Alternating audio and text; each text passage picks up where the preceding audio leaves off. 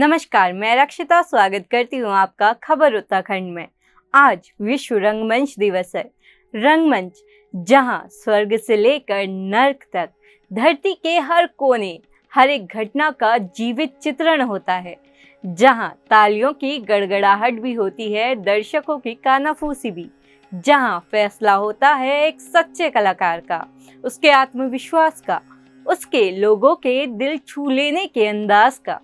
हमारे हिंदू धर्म में एक ऐसे देव भी हैं जो नाट्य शास्त्र में पारंगत हैं और वो जाने जाते हैं देवों के देव महादेव के नाम से। चलिए थोड़ा झांकते हैं इस रंगमंच की दुनिया में। बात करते हैं उत्तराखंड में रंगमंच और नाटकों के इतिहास की। पहले जानते हैं क्या है रंगमंच। रंगमंच दो शब्दों से बना है, रंग और मंच। रंग कलाकारों के सजने से लेकर दीवारों, छतों, पर्दों पे बनने वाली कलाकृतियों को कहा जाता है और मंच होता है वो जगह जहां रंगकर्मी अपनी प्रस्तुति देते हैं और जहां दर्शक बैठते हैं उसे प्रेक्षागार कहा जाता है और इन सब को मिलाकर बनती है रंगशाला। उत्तराखंड का इतिहास सिर्फ वीर राजाओं की कीर्ति, यहाँ के मंदिरों और दर्शनीय स्थलों तक ही नहीं सीमित है।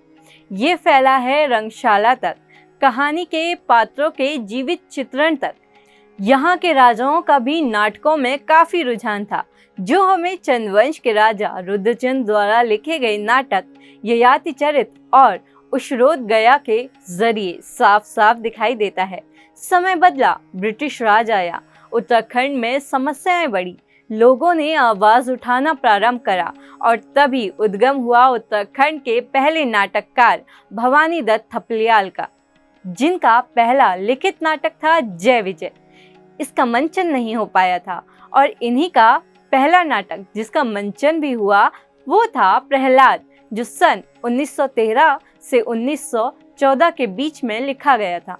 इसका मंचन करा था ललित मोहन थपलियाल ने। धीरे धीरे रंगमंच का रंग उत्तराखंड में चढ़ने लगा और इस दौर में कई नाटककार जगह जगह अपने नाटकों का मंचन करने लगे, जिनमें से कुछ थे घर जबें, जो ललित मोहन थपलियाल द्वारा ही लिखा गया था, परिवर्तन, जो ईश्वरी दत्त द्वारा लिखा गया, अर्धपतन, भूतों की खो, जो भगवती प्रसाद पांथरी द्वारा लिखा गया और इन्हीं के द्वारा सन 1938 में स्थापना की गई गढ़वाली साहित्य कुटीर की। पर इन सारे नाटकों के मंचन में सिर्फ पुरुष ही प्रतिभाग किया करते थे और पहाड़ों की नींव कही जाने वाली नारियां इन सब से अछूती थी। पर वो भी कब तक अछूती रहती। तो सबसे पहले जीत सिंह नेगी द्वारा लिखे गए नाटक भारी भूल में महिलाओं ने पहली बार मंचन किया। इस दौर में उत्तराखंड में एक नाटक काफी पॉपुलर भी हुआ, जो था इंद्रमणि बडोनी द्वारा रचित माधव सिंह भंडारी। इसका मंचन उत्तराखंड के इतिहास में सबसे ज्यादा बार किया गया। आजादी के दौर के बाद नाटक बदले, उनकी कहानियां बदली, मंचन को नए आयाम मिले और उत्तराखंड में शुरू हुआ रंगमंच का नया दौर राजेंद्र धस्माना के नाटकों के साथ, जो थे अर्धग्रामेश्वर और ठुल खेल, जो पहाड़ी में रामायण को कहा जाता है। इसके अलावा जय उत्तराखंड, जो पृथक राज्य आंदोलन की मांग को लेकर बनाया गया था। सन 1968 में उत्तराखंड के सांस्कृतिक स्तंभ कहे जाने वाले मोहन उप्रेती के द्वारा पर्वतीय कला केंद्र भी स्थापित किया गया। गढ़वाल के कुछ प्रसिद्ध रंगकर्मी रहे केशव ध्यानी, मदन डोभाल, श्रीधर जमलोकी, विशाल मणि शर्मा, भगवती प्रसाद चंदोला, हरिदत्त भट्ट, शैलेश, डॉक्टर गोविंद चातक, अबोध बंधु बहुगुणा, आचार्य पुरुषोत्तम डोभाल, दामोदर प्रसाद थपलियाल, सुरेंद्र सिंह रावत और गोविंद राम पोखरियाल, श्रीधर डोभाल।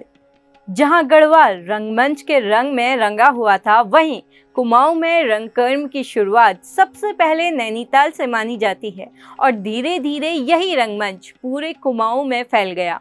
कुमाऊं के कुछ प्रसिद्ध नाटक हैं पिथौरागढ़ में अभागी बटुआ, जो फौज के ऊपर आधारित था। इस नाटक का एक गीत बहुत प्रसिद्ध हुआ था, जो था स्वर्ग तारा जुन्याली रात। इसके अलावा यहाँ से सोने की जंजीर, उलझन, बड़े आदमी, किसका हाथ जैसे नाटक भी मंचित हुए। और यहाँ के प्रसिद्ध नाटककार रहे रमेश चंद्र जोशी हिमानी, प्राणनाथ अरोड़ा, जगदीश चंद्र पुनेड़ा, महेंद्र मिटियानी, पद्मादत्त पंत, डॉक्टर आर.सी. पांडे, डॉक्टर मृगेश पांडे, शमशेर सिंह मेहर, माहू भाई, प्रहलाद दास गुप्ता आदि। अल्मोड़ा रंगमंच से जुड़ा शहर। यहाँ के हर गली का एक न एक बच्चा तो रंगकर्मी होता ही है और इसका रंगमंच में इतिहास भी काफ़ी जटिल रहा है। यहाँ के रंगमंच का इतिहास जुड़ा है विश्व प्रसिद्ध नृत्य सम्राट उदय शंकर से और इसी संस्कृति और रंगकर्मियों की भूमि पे कई नाटक लिखे गए जो थे हुड़की, अनमोल, मोती, नीच, बलिदान, चौराहे की आत्मा आदि।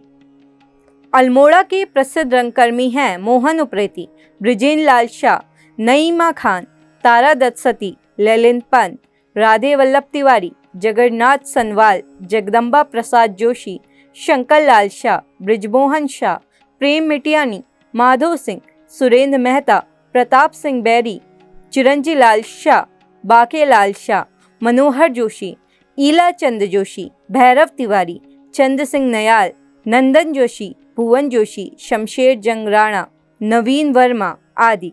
आज कुमाऊं के अल्मोड़ा क्षेत्र में नाटक की परंपरा को जीवित रखने का श्रेय जाता है त्रिभुवन गिरी महाराज को, जो आज भी लोक भाषा कुमाऊनी में कई नाटक लिखते हैं। बात करते हैं नैनीताल की, जहां अंग्रेज आए तो अपने साथ रंगमंच भी लेकर आए और यहां सबसे पहले प्रस्तुति हुई शेक्सपियर द्वारा लिखे गए नाटकों की। कुमाऊं में रंगमंच के क्षेत्र में उदय शंकर आर्ट सेंटर, पर्वती कला केंद्र, युग मंच, श्री लक्ष्मी भंडार हुक्का क्लब आदि कई संगठनों का योगदान साफ साफ दिखाई देता है। रंगमंच को बढ़ावा देने के सपने के साथ उत्तराखंड के देहरादून में नेहरू युवा केंद्र स्थापित किया गया। नेहरू युवा केंद्र सिर्फ एक रंगमंच ही नहीं था, कई रंगकर्मियों का सपना था, उनकी कला को प्रदर्शित करने का एक जरिया था। रंगकर्मियों की कला ने इस रंगमंच को खूब ख्याति दिलाई। रामलीला से आरंभ होकर दून रंगमंच, कोलकाता की कोरियन ड्रामा कंपनी और फिर साधुराम के लक्ष्मण ड्रामेटिक क्लब के पारसी नाटकों तक पहुंचा। 90 के दशक में देहरादून का नेहरू युवा केंद्र मंडी हाउस के नाम से मशहूर हो गया। रंगकर्म का इतिहास जितना बताओ उतना कम और दिलचस्प है, पर आज के आधुनिक दौर में रंगशालाएं खाली होते जा रही हैं। अब रंगशाला में दर्शकों की तालियों की गड़गड़ाहट नहीं सुनने मिलती, रंगकर्मियों का उत्साह नहीं दिखता। अब रंगमंच सुनसान है और उदास है। तो कैसा लगा आपको हमारा ये वीडियो? अपनी राय कमेंट बॉक्स पर ज़रूर बताएं और ऐसे ही जानकारी भरी वीडियो देखने के लिए हमें फॉलो करें।